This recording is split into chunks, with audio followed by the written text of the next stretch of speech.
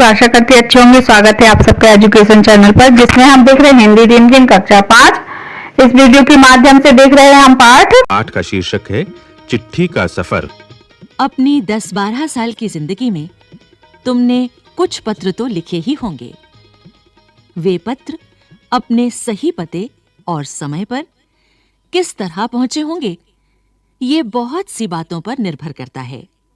जैसे कि चिट्ठी किस स्थान से किस स्थान पर भेजी जा रही है, संदेश पहुंचाने की कितनी जल्दी है, तुमने पूरा और ठीक पता लिखा है कि नहीं, तुमने उस पर डाक टिकट लगाया है कि नहीं, आदि। अब प्रश्न ये उठते हैं कि आखिर चिट्ठी पर डाक टिकट लगाया ही क्यों जाए? पूरे और ठीक पते से क्या मतलब है? जरूरत पड़ने पर संदेश को जल्दी कैसे पहुंचाया जाए? स्थान बदलने से चिट्ठी के पहुंचने पर क्या असर पड़ता है? इनमें से कुछ सवालों के जवाब शायद तुम्हारे पास हों, खासकर तुम में से उनके पास जो डाक टिकटें इकट्ठा करने का शौक रखते हों।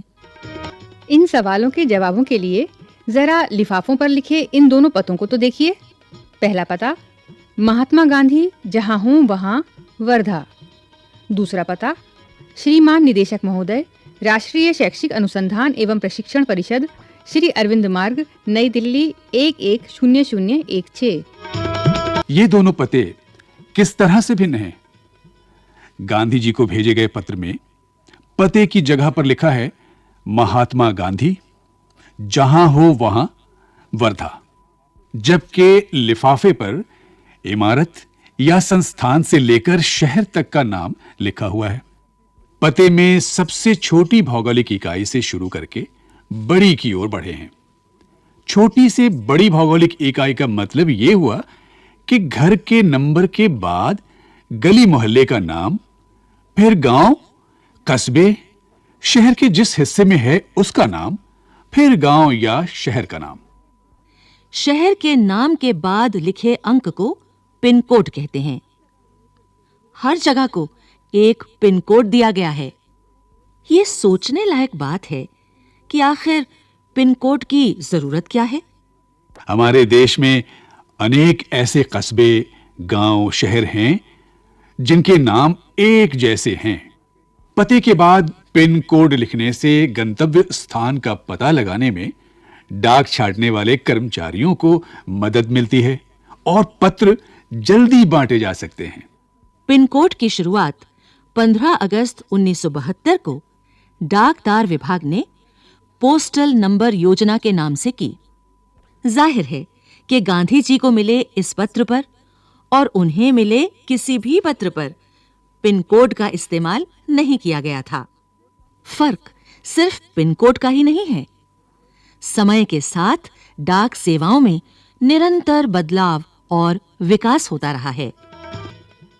बहुत पुराने समय में कबूतरों के द्वारा संदेश भेजे जाते थे। जब संदेशवाहक कबूतरों की बात हो रही है तो उन इंसानों की बात कैसे ना हो जो ऐसे समय से डाक पहुंचाने का काम करते रहे जब संचार और परिवहन के साधन बेहद सीमित थे। बात हो रही है उन हरकारों की जो पैदल ही आम आदमी तक चिट्ठी पत्री पहुंचाने का काम करते रहे। राजा महाराजाओं के पास घुड़सवार हरकारे हुआ करते थे। हरकारों को न सिर्फ हर तरह की जगहों पर पहुंचना होता था, बल्कि डाक की रक्षा भी करनी होती थी। डाकू, लुटेरों या जंगली जानवरों की चपेट में आने का डर हमेशा बना रहता था। आज भी भारतीय डाक सेवा दुर्गम व पहाड़ी इलाकों तक डाक पहुंचाने के लिए हरकारों पर निर्भर करती है। जम्मू कश्मीर के लद्दाख खंड में पदम या ज़ंस्कार जैसी कई जगह हैं जहां हरकारे डाक पहुंचाते हैं। आजकल तो संदेश भेजने के नए-नए और तेज साधन आसानी से उपलब्ध हो गए हैं। डाक बांटने में हवाई जहाज, पानी के जहाज और जाने कौन-कौन से साधन इस्तेमाल किए जा रहे हैं। डाक विभाग भी पत्र, मनी ऑर्डर के साथ-साथ ईमेल, बधाई कार्ड आदि लोगों तक पहुंचा रहा है। कबूतरों की उड़ान से लेकर हवाई डाक सेवाओं तक का सफर दिलचस्प करने वाला है। ये सोचकर आश्चर्य होता है कि कबूतर जैसा पक्षी संदेशवाहक भी हो सकता है। कबूतर की कई प्रजातियां होती हैं और ये सभी संदेश लाने ले जाने का काम नहीं कर सकती। गिरहबाज या हुमर वो प्रजाति है जिसे प्रशिक्षित करके डाक संदेश भेजने के काम में लाया जाता है। आखिर कबूतर अपना रास्ता ढूंढ कैसे लेता है? उन प्रवासी पक्षियों के बारे में सोचो और पता करो कि वे कैसे सैकड़ों मील का रास्ता और सही जगह तय कर पाते हैं। उड़ीसा पुलिस खास तौर पर हुमर कबूतरों का इस्तेमाल राज्य के कई दुर्गम इलाकों में संदेश पहुंचाने के लिए कर रही है। कानून व्यवस्था, संकट और अन्य मौकों पर संदेश के लिए ये कबूतर बहुत ही उपयोगी साबित हुए। कबूतरों की संदेश सेवा बहुत सस्ती है और उन पर खास खर्च नहीं आता है। इन कबूतरों का जीवन 15-20 साल होता है और 8-10 साल तक वे बहुत अच्छा काम करते हैं। स्वस्थ कबूतर एक दिन में 1000 किलोमीटर तक का सफर कर सकता है। यदि कोई महत्वपूर्ण संदेश पहुंचाना हो तो 2 कबूतरों को भेजा जाता है ताकि बाज के हमले जैसी अनहोनी स्थिति में भी दूसरा कबूतर संदेश पहुंचा दे। शायद तुम एक ऐसे कबूतर की कहानी पढ़ना चाहो जो दूसरे विश्व युद्ध में संदेश पहुंचाता था। इस कबूतर की कहानी नेशनल बुक ट्रस्ट से अंग्रेजी में छपी एक किताब में दी गई है। किताब का नाम है ग्रे नेक, जो कि इस किताब के हीरो का भी नाम है।